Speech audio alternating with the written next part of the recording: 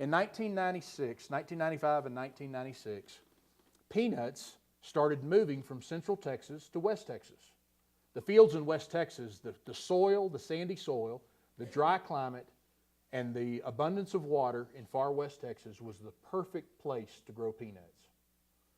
In 1995, Texas Tech did a study scrutinizing the way that they procure peanuts. When you grow a peanut, or when a peanut grows in the ground, they plant a little seed, the peanut grows, and then the branches, they peg into the ground. So the actual peanut grows like a root underground. When they harvest the peanuts, they will go through and they will turn those peanuts and lay them on top of the ground. They'll let them dry out a little bit. Then they take a picker and they go through and pick the peanuts. They will put them in a basket, and up until 1996, they would dump them in these little wagons. I don't know if any of you have ever been through Gorman, Texas, but there's 500 of those little red wagons where they would put those peanuts. These little wagons had a little false floor. They'd bring them back to town. The government would test the peanuts, and they would determine what the moisture content was. And so then they would put them on little dryers, little fans with a little heating element, just like a little heater in your house, and they would dry those peanuts until they got them to the optimum moisture content so they can put them in a warehouse so they don't rot. Because peanuts, they'll last for 2 years in a warehouse. Texas Tech did a study scrutinizing this. They said you ought to be able to dry them in semi-trailers, 18-wheelers. These little wagons, when the harvest came, if you had 10,000 of them, you couldn't harvest all the peanuts. So Texas Tech did this study. The first guy to try the study came to Dallas to the storage trailer company and bought trailers from me. He bought 100 trailers at one time. And I said, what are you going to do with these? He said, I'm going to dry peanuts. I said, okay, give me the check. Well, here again was my painting deal. I learned a lesson early on that I painted every trailer. I put my name on every trailer. I branded those trailers. I would put mud flaps with my company name on those trailers. Before too long, everybody saw those trailers in West Texas. Birdsong calls me. Golden Peanut calls me. So we developed a market inside of another market to where we could sell these trailers.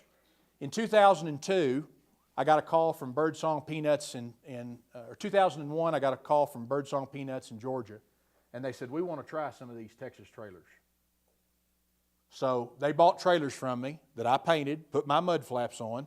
They sent them all the way to Portales, New Mexico, did an obscure conversion to them so that they could dry peanuts in them, shipped them all the way back to Colquitt, Georgia. They get back to Colquitt, Georgia, and the next year he calls me and he says, man, they worked good. Could you build them for me? I said, yeah, I can do anything you want to do. Yeah, we can build them for you. So I called one of my customers. I said, can I look at that trailer?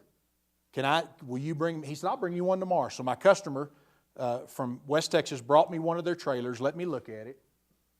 And up until this time, the trailers had been done in a cotton warehouse, by a lot of Amish people or Mennonites. There's some Mennonite population in West Texas.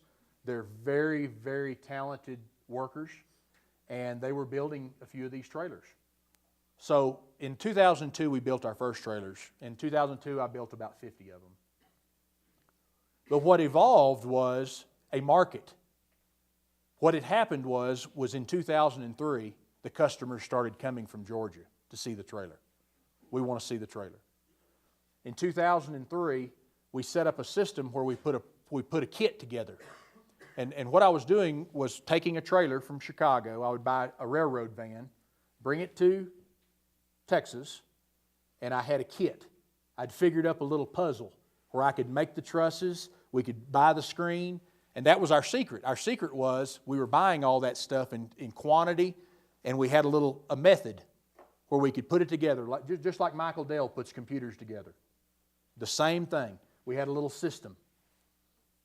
Well, in 2004, we filed for patent protection. In 2004, we opened a plant in Vienna, Georgia.